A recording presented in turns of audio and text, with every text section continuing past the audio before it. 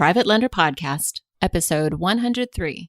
The Private Lender Podcast quote of the day comes to us from Henry Kravis, who said, "A real entrepreneur is someone who has no safety net underneath them." This is the Private Lender Podcast, the show that shares practical advice and know-how for new and seasoned lenders, from private mortgages on single-family houses to joint ventures on commercial projects and beyond. Discover details about investment vehicles that you won't find at your local bank or online broker. Listen and learn from private lenders and real estate investors, as well as from professionals and entrepreneurs, as they share the details, strategies, and the insight that allows for successful and prosperous lending. Now, get ready to increase your ROI. Here's your host, Keith Baker. Greetings and what is up, Lender Nation? Welcome to the Private Lender Podcast. I'm your host, Keith Baker, and you're listening to episode 103. This is the only podcast, the one and only podcast of its kind dedicated to teaching everyday people just like you and me how to prosper with the most passive form of real estate investing known to humankind, private lending, while at the same time giving tips, tricks, and ideas that can help you keep your money safe. Like, it's just this simple. If you're looking for practical tips and advice on becoming a successful private lender, on how to create wealth without banks or Wall Street, then you are in the right place. But if you want to learn from my mistakes so you can avoid them and prosper much quicker, then pull up a chair, my friend, and take some notes, because the Private Lender Podcast is just for you. As I record this episode, early May, Texas has begun to open back up from the coronavirus shutdown, lockdown.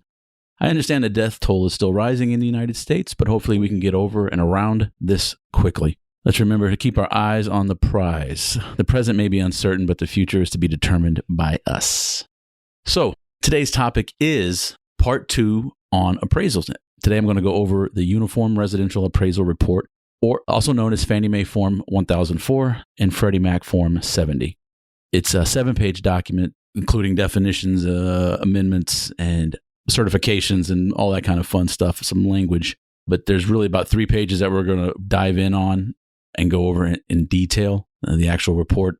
And I'm going over a report that from a house I sold 6 years ago. And this report is 35 pages in length, this appraisal report. So let's go ahead and just jump right into it and start looking at this. So you can also go to privatelenderpodcast.com, go to the show notes page. This is episode 103. And you can download a blank version of the Uniform Residential Appraisal Report. So yeah, go to the show notes and go ahead and get you a copy of that.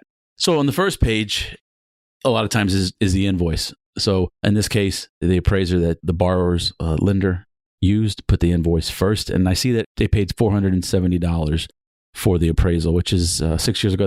That's not bad. Today, I just kind of eyeball around the 500 mark. So for a little bit of, I guess you could call that for inflation. Anyway, the second page contains appraiser certifications, the requirements. It will list the subject property, who the borrower is, especially the lender's name, because that is the actual customer of the appraisal report. The third page of this particular report is really a cover page. It has a photo of the house I sold and just the lender, borrower, the address, basic stuff. The fourth page is a letter to the lender saying, "You hired me, here it is," basically, subject to all limitations and discrepancies listed herein. So that's just really the formality of communicating the appraisal report to the lender, which in this case is going to be you. So you want to read every page of your appraisal report very, very carefully. So page 5 is a summary of salient features, which it just goes on to describe the overall dwelling, the improvements, the number of beds, baths, so on and so forth. Address and legal description, and again, lender and borrower are both identified. And now page 6 is the actual first page of the Uniform Residential Appraisal Report as put out by the government. It's broken down into sections or paragraphs, which on the left-hand side, you'll see the first being the subject property, and they'll put in the borrower, the lender, the type of loan, whether it's a purchase or a refi, the address, legal description, and the current owner of record. The next section discusses the contract on the property. Did the appraiser look at the contract? Were there any provisions or seller concessions in the contract? And in this case, the appraiser did look at the contract, and lo and behold, if he didn't appraise the house for spot on the contract price, the sales price. Funny how that happens, isn't it? No, so after the contract, there's a section for the neighborhood, and these are going to be the boundaries or the street. It lets you know if it's urban, suburban, or rural. What are the growth trends? Is it a stable neighborhood? Is it a new build? Is it rapidly filling in? Or is it a slow infill? Or is it a declining neighborhood. It's good information there that the appraiser puts in. Now, granted, it's still an opinion, but it's nice to have. So when you can look and see, and you're trying to compare apples to apples, this information can help. The next section is the site, which is going to be basically the property, where it is. What are the dimensions? What is it zoned for? Does it have zoning? What is the highest and best use for that property? Does it reside in a FEMA flood zone? And are there any adverse site conditions? Very good to look into this and see and make sure to get everything that the appraiser has put down, especially highest and best use. It's funny because if you're looking at a residential property in a master plan community, the highest and best use is as a single family residence. So usually that's kind of a no-brainer, but figured I'd just, bring it up to, fill more time. I don't know. Old man moment, squirrel. The next section discusses the improvements or the dwelling. So it gives a general description, the year built, the design, what type of foundation, is there a basement, what type of building materials were used, stick frame, 2x4, drywall, tile floor, hardwood floors. How many cars is the garage? Does it have a garage? Also lists any physical deficiencies. Does the property conform to the neighborhood in function, style, and condition? Is this a dilapidated house that needs to be, if this is a flip? In this case, this was a house hack. I had actually lived in the house and remodeled it myself and then sold it for a nice chunk of change. In this appraisal report, the neighborhood, the property did conform to everything the neighborhood had to offer, as most will. And it was in a little bit better than average condition. So that was represented in that section.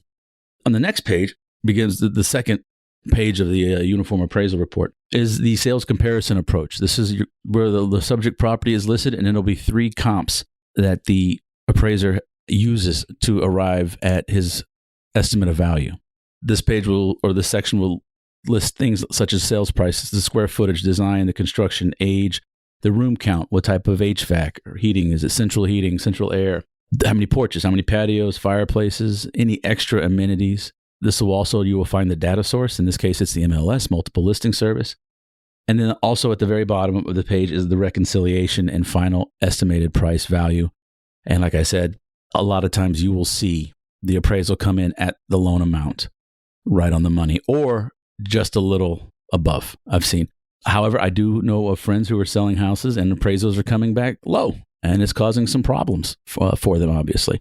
And given this is the coronavirus time, I'm keeping my eyes on it and trying to touch base with those friends to find out what's going on and just try to keep my pulse on. And that's on the retail side, sales side, but that's ultimately, where investors want to be, is selling on the retail. So anyhow, those are the second page, or the sales comparison approach. Page 8 goes on to provide comments regarding that sales comparison approach and also gives some neighborhood analysis.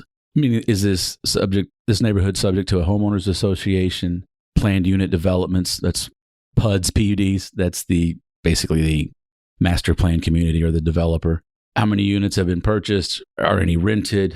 Was the project created by the conversion of an existing building within a unit development? These kind of things. It's really not. In this particular report, nothing is filled out because the house was not subject to HOA fees. That was in the city of Houston proper and were under city ordinance rather than HOA control. So that was good aspects and bad aspects. I didn't have to pay HOA fees, but then I kind of got the same service. I got what I paid for, in a manner of speaking. So anyhow, that rounds out that page, which is, also comes, you see the cost approach and the income approach. And I look at the cost approach because my day job is an insurance adjuster. So I want to see what a replacement cost would be. And in this case, it was $1,000 more than the sales price of the property. So that's probably a good thing. You don't want that replacement cost being way, way too high. And especially if you're insuring it for the sales price. So like the sales price was $315,000. So if it would cost $400,000 to rebuild that house, I would want to insure it for that amount, not what I paid on the note, not what I borrowed for, how much I paid on the contract. So just keep that in mind when it comes to the cost approach. Income approach, that's just mostly for commercial buildings and income generating properties. But my understanding is that the income approach does not do justice for single family residences. So that's why the sales comparison approach is still used. Okay, so then you go down to page 8 of this one. The next page had comments, the scope of work, the intended use, definition of market value, statement of assumptions, and limiting conditions. You need to run through those and see if there are any limiting conditions, or any caveats that the appraiser has left in because he was not able to, he had some difficulties doing the appraisal, whatever. Definitely want to look through that. And also, if this is a rehab, this is a house hack, but let's say you're planning to rehab it and sell it in 90 days, you provide that scope of work to the appraiser so that he can look at an as-is condition and then after repaired value, basically. And that's where you're going to use, that's what your LTV is going to be pinned to that, or it should be. But you definitely want to find out if there's any limited conditions or any concerns or caveats. The next page, the rest of it's kind of bull at this point. It's just kind of redundant stuff. So the meat and potatoes have been delivered. Now this is just a bunch of verbiage. Talks about what the appraiser certifies that he or she went to the property, checked the MLS, blah, blah, blah, blah. If it's done under the supervision of, let's say if it's not, it's a new appraiser and they haven't, oil field term, we say broken out yet, but they haven't gone out on their own. So somebody oversees everything, all the reports. There's a blurb, a little area for the supervisor to sign off. And that's in the bottom of that page is where the appraiser signs as well. Now, from page 13 through 35, I'm going to go through pretty quickly because like I said, we just went through the meat and potatoes. That Uniform Residential Appraisal Report is what banks are going to look at when they buy notes, right? They want to see that this loan was originated properly within certain guidelines, mostly so they can sell the loan to Freddie or Fannie.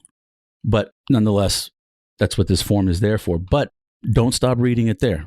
There's 35 pages in this report, and I'm going to pick out just a few that I feel we should go over briefly and that you should be aware of. You're going to find supplemental addendums, photos of the subject property, photos of comparables, a building sketch, the comp location map, flood map. That's key. I always want to see that. They'll usually have a tax assessor's map and a market condition addendum, or basically a page that says, they've studied the local real estate market and these are the trends. Prices are going up. Days on market are decreasing, increasing, or staying the same, or, steady, that kind of thing. And the other thing I really like is you get to see at least a front photo of the comp. So in this case, the house was half brick and half wood exterior, half cedar shake shingles. And one of the comps, he didn't list it for the pricing, but it was a similar size of lot, but it was an all brick building, which would be would bring a higher price. So, but that was listed in there, and being able to look through and see if the comps are they close to apples. You want them to get as close as they can, and that's what the appraiser's job is to do. The other cool thing I like is they give the definitions of ratings. And so, for example, a C1 is a brand new built house. So this isn't let's say some subdivision or a custom home. It's been built as brand new. C2 is not a new building, but is one that has been recently updated with the modern bells and whistles. And these go down all the way to C6, which says improvements have substantial damage, so the dwelling is not in good shape and it's damaged enough to affect the safety of the building. So that's what you kind of want to see as a rehabber, don't you? The C5s and whatnot. You definitely want to see some distressed properties in those 6C, C5s and whatnot, or definitely in that area. So, okay, so just to recap, this is the Fannie Mae Form 1004, Freddie Mac Form 70, Uniform Residential Appraisal Report, and especially if you don't have any experience in comping properties, do not loan money without one of these. This is a non-negotiable. This will break the deal if the borrower will not pay for an appraisal. So keep that in mind. But it's a great tool to have. It's a standardized method of evaluating the value of a property based on sales comps. And especially if you want to sell your note, you'll definitely want to have a copy of the original appraisal to go along with the loan package so that whoever or whatever buys it sees that you followed prudent underwriting guidelines in making that loan. So lots of important things there. Go to the show notes page, privatelenderpodcast.com. This is show 103. And there you'll find a link to download the Fannie Mae Freddie Mac Uniform Residential Appraisal Report. All right. Well, I mumbled through that one long enough. So that's going to do it for this episode 103. I want to thank you for sharing your ears and your time with me today, because I really do appreciate it. And this is the part where I ask for an honest rating and review over at iTunes, Google Podcast, or whatever platform you're using to hear my voice right now. And also keep a lookout for some more episodes of Ask a Private Lender to pop up here and there on Facebook in the coming weeks. And that's going to do it. So besides self-awareness, I wish you all safe and prosperous private lending, and I hope everybody stays safe. I'll catch you on the next episode. Thanks so much for listening to this episode of Private Lender Podcast with your host, Keith Baker. For more great content and to stay up to date, visit privatelenderpodcast.com. If you enjoyed today's episode, please rate and review, and we'll catch you next time.